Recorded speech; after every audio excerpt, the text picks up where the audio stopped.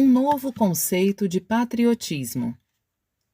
Certamente não há no mundo outra palavra tão comum a todos quanto patriotismo. Creio que não existe um só país que não a tenha como uma regra de ouro. No Japão, até antes do fim da guerra, um forte sentimento de patriotismo que não era visto em nenhum país tomava conta de todos os japoneses. Uma das causas, naturalmente, era o sistema monárquico, em que o imperador era considerado o símbolo do povo, adorado e respeitado como um deus vivo, e essa lembrança ainda é muito recente em nossa memória. É óbvio que a veneração ao imperador, que descende de uma única linhagem imperial desde o início dos tempos, fez com que esse sentimento se formasse no povo e, ao mesmo tempo, algumas autoridades e pessoas ambiciosas influenciaram a população por meio da educação e da propaganda para que tudo saísse de acordo com sua conveniência. Como resultado, construiu-se uma nação muito singular, como jamais se viu igual. Assim, proclamando a si mesmo país divino, o Japão agiu como um filho mimado de uma família não tão rica. A situação havia se tornado mais insuportável porque um grupo de lobistas, que podemos denominar de acadêmicos inescrupulosos, enaltecia e inflava o orgulho de forma engenhosa, utilizando a história e outros argumentos.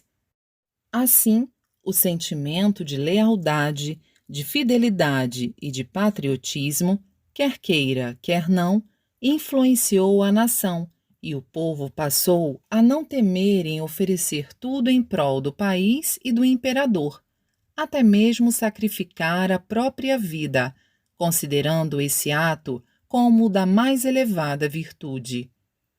Com a derrota na guerra, a presunção dos japoneses voou longe e, ao contrário do que tinha sido até então, nasceu neles um complexo de inferioridade. Para aumentar o espanto da população, a declaração do imperador: "Eu não sou Deus, sou humano", deixou o povo mais perplexo. Ocorreu ainda a promulgação de uma nova Constituição que determinava que, a partir de então, o poder político estava nas mãos do povo. Dessa forma, foi um fato inédito o Japão, em toda a sua existência, ter se tornado uma nação democrática. Paralelamente, sobreveio a questão da abdicação do imperador e, com exceção dos intelectuais, a massa popular viu seu futuro tornar-se sombrio. Consequentemente, o povo acabou se vendo sem rumo, e essa situação persiste até os dias de hoje, conforme é do conhecimento de todos. Ocorreu um fato muito interessante a esse respeito. Logo após o término da guerra, as pessoas que vinham encontrar-se comigo diziam, com expressão desapontada: apesar de tudo, o vento divino acabou não soprando, não é? Eu respondia: que absurdo! O vento divino soprou, mas vocês o estavam interpretando equivocadamente. Originariamente, a vontade de Deus é ajudar o bem e punir o mal. Uma vez que o Japão atuava como o mal, é óbvio que tenha perdido a guerra. Portanto, antes de mais nada, deveríamos agradecer e até comemorar, mas como não podemos fazer isso, temos de ficar quietos. Todavia, acredito que chegará o dia em que todos compreenderão a verdade. Ouvindo isso, as pessoas diziam: "Entendi perfeitamente", e iam embora aliviadas. Por meio desses fatos, podemos ver que nos assuntos relacionados à nação, os japoneses deixaram em segundo plano a questão do bem e do mal, visando apenas ao próprio benefício e chegaram até a criar o absurdo slogan político Hakoichiu, o mundo todo sob o mesmo teto, e a julgar que se o país estivesse bem, pouco importavam os demais. Considerava-se essa postura como prova de lealdade, fidelidade e patriotismo, e os japoneses seguiam em frente, como se fossem cavalos com antolhos, puxando as carruagens.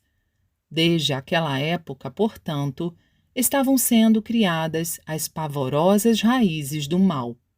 Quando pensamos em tudo isso, compreendemos que se o patriotismo não estiver em conformidade com cada época e não se basear na noção de bem e mal, de certo e errado, será impossível traçar um grande plano de governo a longo prazo.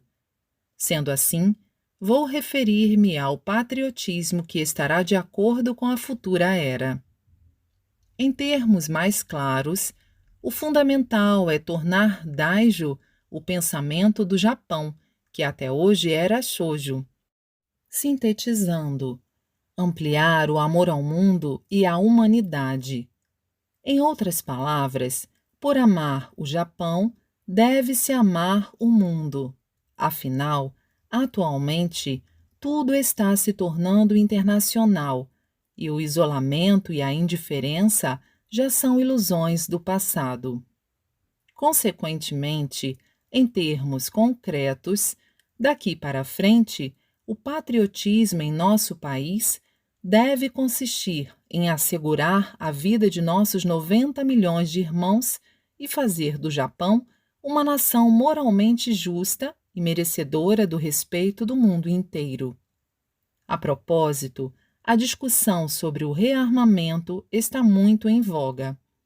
O problema reside nos argumentos a favor e contra, que se confrontam há muito tempo, mas não se chega a uma solução.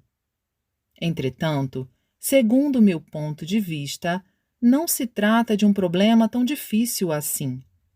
Isto porque, encarando a situação de uma forma prática, teremos uma resposta imediata.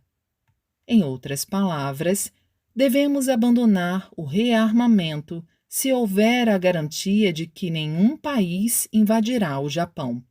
Caso contrário, devemos optar por um rearmamento de acordo com o potencial do nosso país. Jornal Eiko, número 185, em 3 de dezembro de 1952.